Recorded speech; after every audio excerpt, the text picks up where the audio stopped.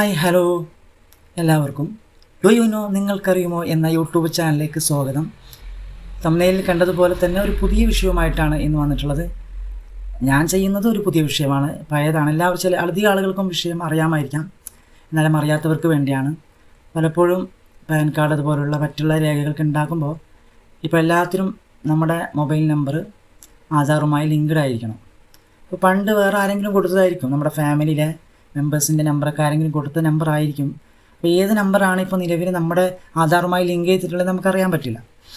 അപ്പോൾ അക്ഷയയിൽ പോകും, അങ്ങനെ പല ഓഫീസുകളിലും പല ജനസേവാ കേന്ദ്രങ്ങളൊക്കെ പോയിട്ട് അവിടെ കാത്തു നിന്നിട്ട് അങ്ങനെയാണ് നമ്മൾ നോക്കൽ. പക്ഷേ അതിനൊന്നും ആവശ്യമില്ല. നമ്മുടെ കയ്യിലൊരു സ്മാർട്ട് ഫോൺ ഉണ്ടെങ്കിൽ, നെറ്റും കൂടി ഉണ്ടെങ്കിൽ നമുക്ക് വീട്ടിലിരുന്ന് തന്നെ നമ്മുടെ ആരൊക്കെ ഫാമിലി മെമ്പേഴ്സിൻ്റെ ആധാർ കാർഡുണ്ടോ അവിടെയൊക്കെ ഏത് നമ്പറാണ് ലിങ്ക് ചെയ്തിട്ടുള്ളത് നമുക്ക് പരിശോധിക്കാനും, ലിങ്ക് ചെയ്തിട്ടില്ലെങ്കിൽ നമുക്ക് നേരെ അക്ഷയ സെൻറ്ററിൽ പോയിട്ടോ അല്ലെങ്കിൽ ഇതേ മൊബൈൽ തന്നെ അത് മറ്റൊരു വീഡിയോ ഞാൻ ചെയ്യുന്നുണ്ട്, എങ്ങനെയാണ് ലിങ്ക് ചെയ്യാത്തത് നമുക്ക് വീട്ടിൽ നിന്ന് തന്നെ ലിങ്ക് ചെയ്യാൻ പറ്റുന്ന വീഡിയോ ചെയ്യുന്നുണ്ട്.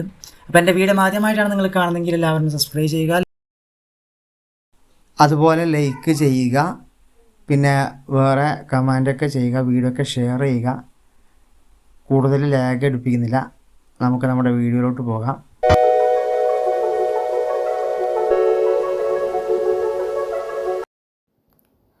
അതിനാദ്യമായിട്ട് നമ്മുടെ ഗൂഗിൾ എടുക്കുക.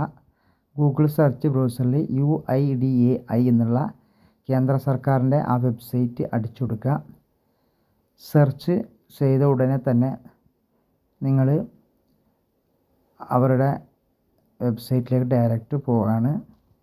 അവിടുന്ന് ആദ്യം കാണുന്ന ആ UIDAI എന്നുള്ള വെബ്സൈറ്റിൽ കയറുക. ലാംഗ്വേജ് ഇംഗ്ലീഷ് സെലക്ട് ചെയ്യുക, നിങ്ങൾക്ക് വേണ്ടത് സെലക്ട് ചെയ്തോ. അതിന് ശേഷം അപ്ഡേറ്റ് ആധാർ എന്നുള്ള ആദ്യം കാണുന്നതിൽ ഒരുപാട് ഓപ്ഷൻസ് ഉണ്ട്. അതിൽ ഏറ്റവും താഴെയുള്ള ആധാർ അപ്ഡേറ്റ് ഹിസ്റ്ററി എന്നുള്ളത് സെലക്ട് ചെയ്യുക. അപ്പോൾ ഇതുപോലുള്ളൊരു പേജിലോട്ട് വരും.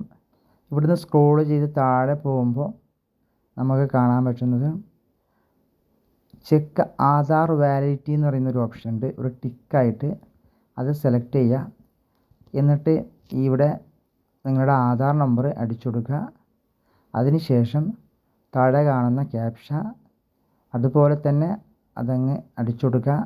കൺഫ്യൂഷൻ ഉണ്ടെങ്കിൽ അടുത്ത് ആ സ്പീക്കറിൻ്റെ ഐക്കൺ നിൽക്കിയാൽ അത് വോയിസ് ആയിട്ട് പറയുന്നതായിരിക്കും. അപ്പോൾ അത് അങ്ങനെയാണെങ്കിൽ അങ്ങനെയും ചെയ്തിട്ട് ക്യാപ്ഷ അടിച്ചു കൊടുക്കുക. ശേഷം പ്രൊസീഡ് എന്ന് പ്രസ് ചെയ്യുക. ഞാൻ നിങ്ങൾക്കിവിടെ വേണമെങ്കിൽ ഇപ്പം ആ സ്പീക്കർ ഒന്ന് പ്ലേ ആക്കി കാണിച്ചു തരാം. അപ്പോൾ അങ്ങനെ ചെയ്താൽ നിങ്ങൾ ഡയറക്റ്റ് പോകുന്നത് നിങ്ങളുടെ മൊബൈൽ നമ്പർ ഏതാണ് കൊടുത്തിട്ടുള്ളതെന്നുള്ള അവിടെ കാണിക്കും.